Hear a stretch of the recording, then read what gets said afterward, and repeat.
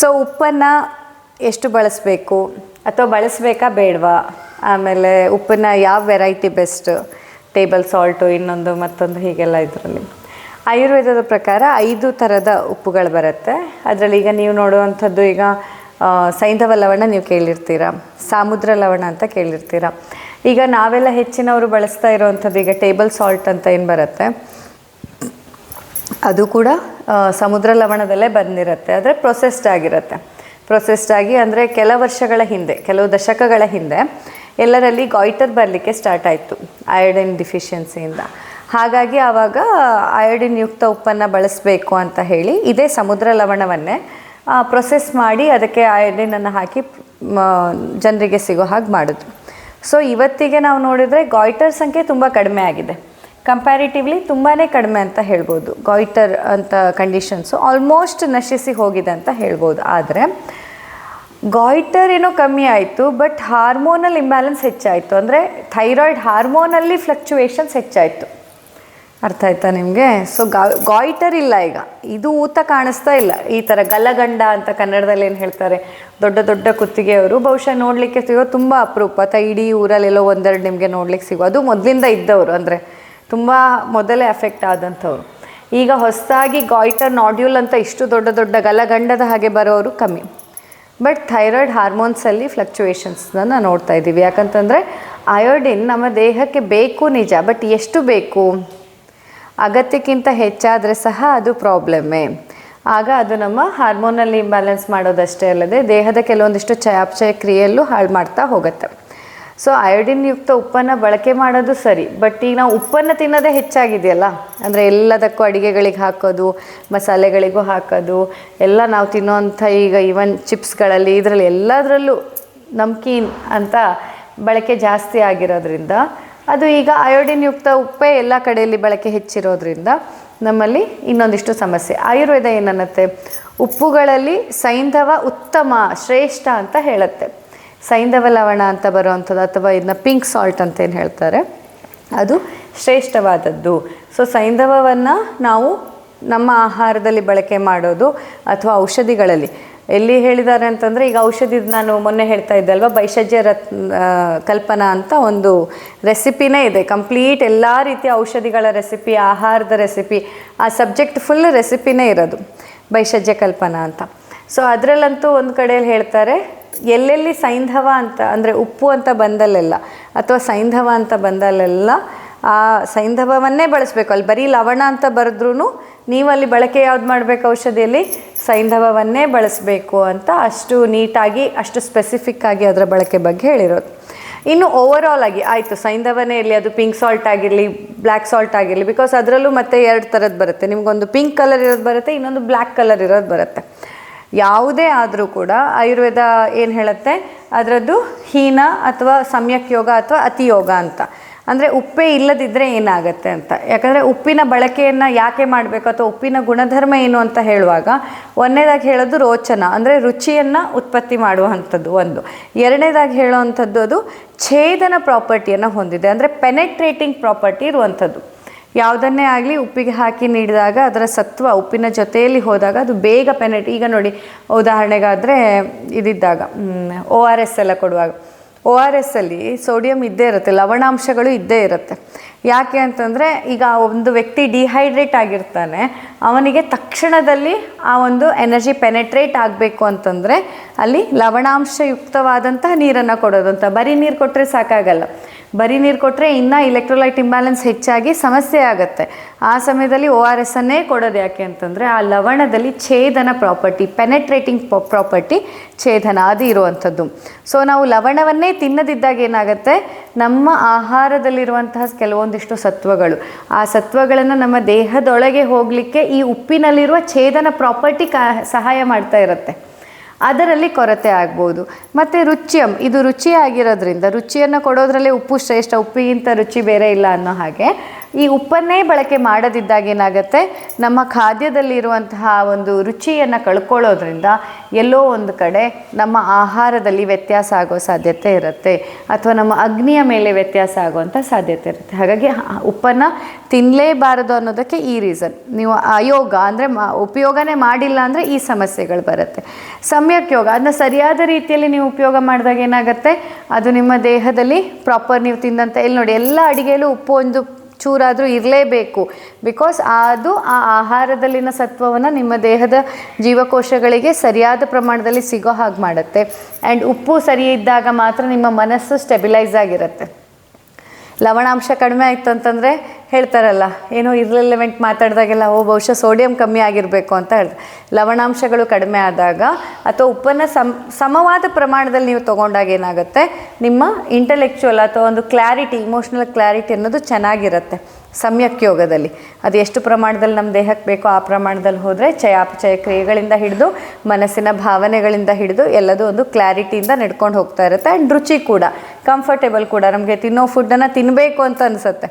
ಉಪ್ಪೇ ಇಲ್ಲದೆ ಇದ್ದಾಗ ಪಥ್ಯ ಅಂತ ತಿನ್ಬೋದೇ ಹೊರತಾಗಿ ನಾವು ಆ ರುಚಿಗೆ ಆಹಾ ತಿನ್ನೋಣ ಅಂತ ನಮಗೆ ಅನಿಸೋದಿಲ್ಲ. ಯಾಕಂದರೆ ಜೀರ್ಣಕ್ರಿಯೆಯಲ್ಲಿ ಅದು ಕೂಡ ತುಂಬ ಇಂಪಾರ್ಟೆಂಟ್ ಫ್ಯಾಕ್ಟರ್. ನಿಮಗೆ ಆಹಾರವನ್ನು ನೋಡಿದಾಗ ತಿನ್ನಬೇಕು ಅಂತ ಅನ್ನಿಸ್ಬೇಕು, ಎಲ್ಲ ಇಂದ್ರಿಯಗಳಿಗೆ ಆ ಆಹಾರ ಬೇಕು ಅಂತ ಅನ್ನಿಸ್ಬೇಕು, ಅಂದರೆ ಮಾತ್ರ ನಿಮ್ಮ ಹೊಟ್ಟೆ ಅದನ್ನ ಜೀರ್ಣ ಮಾಡ್ಕೊಳಕ್ಕಾಗತ್ತೆ. ನಿಮಗೆ ನೋಡಿದರೆ ವಾವ್ ಅಂತ ಅನ್ಸಿದ್ರಷ್ಟೇ ಸಾಕಾಗಲ್ಲ, ತಿಂದರೆ ವಾವ್ ಅಂತಂದ್ರಷ್ಟೇ ಸಾಕಾಗಲ್ಲ. ನಿಮ್ಮ ಎಲ್ಲ ಇಂದ್ರಿಯಗಳಿಗೆ ಆ ಒಂದು ಫುಡ್ ಅನ್ನೋದು ಅಟ್ರಾಕ್ಟಿವ್ ಆಗಿರಬೇಕು, ಟೇಸ್ಟಿ ಅಂತ ಅನ್ನಿಸ್ಬೇಕು, ಅಂದಾಗ ಮಾತ್ರ ನಿಮ್ಮ ದೇಹ ಅದನ್ನ ಜೀರ್ಣಿಸ್ಕೊಳ್ಳಿಕ್ಕೆ ಆಗುವಂಥದ್ದು. ಇದು ಸಮ್ಯಕ್ ಯೋಗದಿಂದ ಇದೆಲ್ಲ ಆಗೋದು. ಅತಿಯೋಗದಿಂದ ಏನಾಗುತ್ತೆ, ಅತಿಯೋಗದಿಂದ ಆಯುರ್ವೇದ ಏನು ಹೇಳುತ್ತೆ ಅಂದರೆ, ಉಪ್ಪನ್ನು ಅತಿಯಾಗಿ ಬಳಸಿದಾಗ ವಿದಾಹಿ ಅಂತಂದರೆ ದಾಹವನ್ನು ಉತ್ಪತ್ತಿ ಮಾಡುತ್ತೆ. ಹಾಗೆ ಪಿತ್ತ ಮತ್ತು ರಕ್ತ ಎರಡು ದೋಷವನ್ನು ದುಷ್ಟಿ ಮಾಡುತ್ತೆ. ಅಗತ್ಯಕ್ಕಿಂತ ಹೆಚ್ಚಿಗೆ ಉಪ್ಪನ್ನು ನಾವು ಬಳಸಿದ್ರೆ ಏನು ಮಾಡುತ್ತೆ, ಪಿತ್ತ ದೋಷವನ್ನೂ ಹಾಳು ಮಾಡುತ್ತೆ, ರಕ್ತ ದೋಷವನ್ನು ಹಾಳು ಮಾಡುತ್ತೆ. ರಕ್ತದ ಗುಣವನ್ನು, ಕ್ವಾಲಿಟಿಯನ್ನು ಕೂಡ ಅದು ಡಿಟೋರಿಯೇಟ್ ಮಾಡುತ್ತೆ. ದಹನ, ದೇಹದ ಒಳಭಾಗದಲ್ಲಿ ಅಥವಾ ದೇಹದ ಹೊರಭಾಗದಲ್ಲಿ ದಹನ, ಒಂದು ಆ ಬರ್ನಿಂಗ್ ಸೆನ್ಸೇಷನನ್ನು, ಆ ವಿದಾಹಿತನವನ್ನು ಅದು ಹೆಚ್ಚು ಮಾಡುತ್ತೆ. ಮತ್ತು ಅಷ್ಟೇ ಅಲ್ಲದೆ ನಪುಂಸಕತ್ವವನ್ನು ಕೊಡುತ್ತೆ. ಅಗತ್ಯಕ್ಕಿಂತ ಹೆಚ್ಚಾಗಿ ಉಪ್ಪನ್ನು ತಿನ್ನುವವರಲ್ಲಿ ನಪುಂಸಕತೆ ಬರುತ್ತೆ. ಅದು ಸ್ತ್ರೀಯಲ್ಲಿ ಬಂಜೆತನ ಆಗಿರ್ಬೋದು, ಪುರುಷರಲ್ಲಿ ಇರುವಂಥ ಪುರುಷ ಬಂಜೆತನ ಆಗಿರ್ಬೋದು. ಆದರೆ ಓವರಾಲ್ ಅದು ನಪುಂಸಕತ್ವವನ್ನು ಕೊಡುತ್ತೆ. ನಮ್ಮ ಆ ಒಂದು ಪೊಟೆನ್ಸಿಯನ್ನು ಅದು ಕಮ್ಮಿ ಮಾಡುತ್ತೆ ಅತಿಯಾಗಿ ಜಾಸ್ತಿ ತಿಂದರೆ. ಇನ್ನು ಮಾಡರ್ನ್ ರಿಸರ್ಚ್ ಪ್ರಕಾರ ಹೇಳೋದಂದರೆ ನಿಮಗೆಲ್ಲ ಗೊತ್ತೇ ಇರುತ್ತೆ, ಅತಿಯಾದ ಸೋಡಿಯಂ ಇಂಟೇಕ್ ಅನ್ನುವಂಥದ್ದು ನಿಮ್ಮ ಬ್ಲಡ್ ಪ್ರೆಷರನ್ನು ಹೆಚ್ಚು ಮಾಡುತ್ತೆ, ರಕ್ತನಾಳಗಳನ್ನು ಡ್ಯಾಮೇಜ್ ಮಾಡುವಂಥ ಸಾಧ್ಯತೆ ಇರುತ್ತೆ. ಅಗೇನ್ ಯಾಕೆ ಅಂತಂದರೆ ಆಯುರ್ವೇದದ ಪ್ರಕಾರ ಹೇಳೋದಾದರೆ ವಿದಾಹಿ ಗುಣ ಹೆಚ್ಚಾದಾಗ ಪಿತ್ತ, ಅದು ವಿದಾಹಿ ಗುಣ, ಆ ಒಂದು ಬರ್ನಿಂಗ್ ಸೆನ್ಸೇಷನ್ ಅನ್ನೋದು ರಕ್ತನಾಳದ ಒಳಭಾಗದ ಲೇಯರನ್ನು ಹಾಳು ಮಾಡುತ್ತೆ ಮತ್ತು ರಕ್ತದ ಕ್ವಾಲಿಟಿಯನ್ನು ಹಾಳು ಮಾಡುತ್ತೆ. ಹಾಗಾಗಿ ನಿಮ್ಮ ಕಾರ್ಡಿಯಾಲಜಿಕಲ್ ಹೆಲ್ತ್ ಮೇಲೆ ಕೂಡ ಅದು ಇಂಪ್ಯಾಕ್ಟ್ ಆಗುವಂಥ ಸಾಧ್ಯತೆ ಇರುತ್ತೆ. ಸೊ ಇದಿಷ್ಟು ಅತಿಯೋಗದಿಂದ ಆಗುವಂಥದ್ದು. ಸೊ ಉಪ್ಪನ್ನೇ ಆಗಿರಲಿ, ಯಾವುದನ್ನೇ ಆಗಿರಲಿ, ಅದನ್ನು ನಮ್ಮ ದೇಹಕ್ಕೆ ಸಹಜವಾಗಿ ಅಗತ್ಯ ಇರುವಷ್ಟು ಪ್ರಮಾಣದಲ್ಲಿ ನಾವು ತಿಂದರೆ ಏನೂ ಆಗಲ್ಲ. ಬಟ್ ಅಗತ್ಯಕ್ಕಿಂತ ಹೆಚ್ಚು ತಿಂದಾಗ, ಬಿಕಾಸ್ ಈಗ ಅಯೋಡಿನೈಸ್ಡ್ ಉಪ್ಪಲ್ಲೂ ಏನಂತಂದರೆ ತಿನ್ನಬಾರ್ದು ಅಂತ ಅಲ್ಲ, ಉಪ್ಪಲ್ಲಿ ಕೂಡ ಅಯೋಡಿನ್ ಹಾಕಿರ್ತಾರೆ ಪ್ರೊಸೆಸ್ ಮಾಡುವಾಗ. ಅದರ ಜೊತೆಯಲ್ಲಿ ನಾವು ನೆಲಕ್ಕೆ ಬೆಳೆಯುವಂಥ ಏನೇನು ಆಹಾರ ಪದಾರ್ಥ ತಿಂತೀವಿ ಅದರಲ್ಲೂ ನಮಗೆ ಅಯೋಡಿನ್ ಸಿಗತ್ತೆ. ಅಯೋಡಿನ್ ಅನ್ನುವಂಥದ್ದು ಬರೀ ಉಪ್ಪು ಒಂದರಿಂದ ಮಾತ್ರ ಅಲ್ಲ, ನೀವು ನೆಲಕ್ಕೆ ತಾಗಿ ಬೆಳೆಯುವಂತಹ ಹಲವಾರು ತರಕಾರಿಗಳನ್ನ ಉಪಯೋಗಿಸಿದಾಗ ಅದರಲ್ಲಿ ಕೂಡ ನಿಮಗೆ ಸಿಕ್ಕಿರುತ್ತೆ ಖನಿಜಾಂಶಗಳು. ಆ ಖನಿಜಾಂಶಗಳು, ಲವಣಾಂಶಗಳು, ಇದೆಲ್ಲ ನಮ್ಮ ದೇಹಕ್ಕೆ ನ್ಯಾಚುರಲ್ ಸೋರ್ಸಿಂದನೂ ಸಿಗತ್ತೆ. ಅದರಿಂದನೂ ತಗೊಳ್ಳೋದು ಇದನ್ನು ತಗೊಳ್ಳೋದು ಆದಾಗ ದೇಹಕ್ಕೆ ಅದು ಕಷ್ಟ ಆಗುತ್ತೆ. ಸೊ ಉಪ್ಪನ್ನು ಬಳಕೆ ಮಾಡುವಾಗ ಬೆಸ್ಟ್ ಅಂದರೆ ಸೈಂಧವ ಲವಣ. ಆದರೆ ಹಾಗೆ ಅಂತ ಸೈಂಧವವನ್ನೇ ಆದ್ರೂ ಅತಿಯಾಗಿ ಬಳಕೆ ಮಾಡಿದರೆ ಈ ಎಲ್ಲ ಸಮಸ್ಯೆಗಳು ಬರುತ್ತೆ. ಅದನ್ನು ಗಮನದಲ್ಲಿ ಇಟ್ಕೊಂಡು, ಈಗ ಉದಾಹರಣೆಗೆ ಇಲ್ಲಿ ನಮ್ಮ ಸಸ್ಯ ಸಂಜೀವಿನಿ ಊಟ ನಿಮಗೆ ಚಪ್ಪೆ ಅನಿಸುತ್ತಲ್ಲ, ಆ್ಯಕ್ಚುಲಿ ಇಷ್ಟು ಉಪ್ಪಿದ್ರೆ ಸಾಕು ಅಂತ. ದಿನನಿತ್ಯದಲ್ಲಿ ಇದು ಚಪ್ಪೆ ಊಟ ಅಲ್ಲ, ಇದು ಉಪ್ಪು ಹಾಕಿ, ಕೆಲವ್ರು ಹೇಳೋ ಉಪ್ಪೇ ಹಾಕಿಲ್ಲ, ಹಾಕಿದ್ದೀವಿ ಉಪ್ಪನ್ನು ಅಂತ. ಅಂದರೆ ನಾವು ತುಂಬ ಜಾಸ್ತಿ ಉಪ್ಪು, ಹುಳಿ, ಖಾರ, ಮಸಾಲೆಗೆ ತಿಂದು ಈಗ ಎಷ್ಟು ಬೇಕೋ ಇಷ್ಟಿಷ್ಟೇ ಉಪ್ಪು ಹಾಕಿದಾಗ ನಮಗದು ಉಪ್ಪು ಹಾಕೇ ಇಲ್ವೇನೋ ಅಂತ ನಮ್ಮ ಮೈಂಡಿಗೆ ಅನ್ನಿಸ್ತಾ ಇರುತ್ತೆ. ಅಷ್ಟು ನಾವು ಇದಕ್ಕೆಲ್ಲ ಎಡಿಕ್ಟ್ ಆಗಿದ್ದೀವಿ. ಸೊ ಇತ್ತೀಚಿನ ದಿನಗಳಲ್ಲಿ ಎಡಿಕ್ಷನ್ ಅನ್ನೋವಂಥದ್ದು ಕೇವಲ ಮದ್ಯಪಾನ, ತಂಬಾಕು ಇದಕ್ಕಷ್ಟೇ ಸೀಮಿತ ಆಗಿಲ್ಲ. ಚಹಾ, ಕಾಫಿ, ಆಹಾರದಲ್ಲಿರೋ ಮಸಾಲೆ, ಎಷ್ಟೊಂದು ಸತಿ ನಾನು ಹೇಳ್ತಾ ಇರ್ತೀನಿ, ಪಲ್ಯ ಅಂತಂದರೆ ಪಲ್ಯ ಅಂತಂದರೆ ತರಕಾರಿ ಬೇಯಿಸಿ ಅದಕ್ಕೊಂದು ಸಿಂಪಲ್ ಒಗ್ಗರಣೆ ಹಾಕೋದಷ್ಟೇ. ಆದರೆ ಇತ್ತೀಚಿನ ದಿನಗಳಲ್ಲಿ ಎಷ್ಟೋ ಜನರ ಮನೆಯಲ್ಲಿ ನಾನು ನೋಡಿದ್ದೀನಿ, ಪಲ್ಯ ಅಂದರೆ ಆ ತರಕಾರಿಗಿಂತನೂ ಆ ಮಸಾಲೆ ಟೇಸ್ಟಿಗಾಗಿ ತಿಂತಾರೆ. ಅಂದರೆ ನೀವು ಯಾವುದೇ ತರಕಾರಿ ನೋಡಿ, ಇಲ್ಲಿ ಪಲ್ಯ ಮಾಡಿದಾಗ ನಿಮ್ಗೆ ಆ ತರಕಾರಿದೇ ಟೇಸ್ಟ್ ಗೊತ್ತಾಗತ್ತೆ. ಅಲ್ಲಿ ಅದಕ್ಕೆ ಅಂತ ಅದನ್ನು ಟೇಸ್ಟಿ ಮಾಡೋಕ್ಕೆ ಇನ್ನೇನು ಬೇರೆ ಹಾಕಿರಲ್ಲ. ಆದರೆ ಮನೆಗಳಲ್ಲಿ ಎಷ್ಟೋ ಸತಿ ನಾವು ತಿಂದುವಾಗ ಹೀರೆಕಾಯಿ ಟೇಸ್ಟ್ ಹೆಂಗಿರುತ್ತೆ ಅಂತ ನಾವು ನೋಡಿರೋದೇ ಇಲ್ಲ. ಬಿಕಾಸ್ ಆ ಹೀರೆಕಾಯಿಗೆ ಒಂದಿಷ್ಟು ಮಸಾಲೆ ರುಬ್ಬಿ ಹಾಕಿ ಆ ಮಸಾಲೆ ಟೇಸ್ಟ್ ಜೊತೆಯಲ್ಲಿ ಹೀರೆಕಾಯಿ ಹೊಟ್ಟೆಗೆ ಹೋಗಬೇಕು. ಹಾಲು ಸೋರೆಕಾಯಿಯೂ ಅಷ್ಟೇ, ಅದರ ಜೊತೆಯಲ್ಲಿ ಇದು ಹೋಗೋ ಥರ ನಾವು ಅಷ್ಟು ಮಸಾಲೆಗಳನ್ನು ತುಂಬಾ ಅಗತ್ಯಕ್ಕಿಂತ ಹೆಚ್ಚಿನ ಪ್ರಮಾಣದಲ್ಲಿ ಬಳಸ್ತಾ ಇದ್ದೀವಿ. ಮಸಾಲೆ ಬಳಕೆಗೆ ಶುರು ಮಾಡಿದ್ದು ಯಾಕೆ? ಈಗ ಉಪ್ಪು, ಹುಳಿ, ಖಾರ, ಗರಂ ಮಸಾಲೆ ಎಲ್ಲ, ಅದರಲ್ಲೂ ಬೇಸಿಕಲಿ ನಾನ್ ವೆಜಿಟೇರಿಯನ್ಸಲ್ಲಿ ಗರಂ ಮಸಾಲೆ ಬಳಕೆಗೆ ಬಂದಿದ್ದು ಯಾಕೆ ಅಂತಂದರೆ, ಆ ನಾನ್ ವೆಜ್ಜನ್ನು ಜೀರ್ಣ ಮಾಡ್ಕೊಳ್ಳೋಕ್ಕೆ ದೇಹಕ್ಕೆ ಕಷ್ಟ.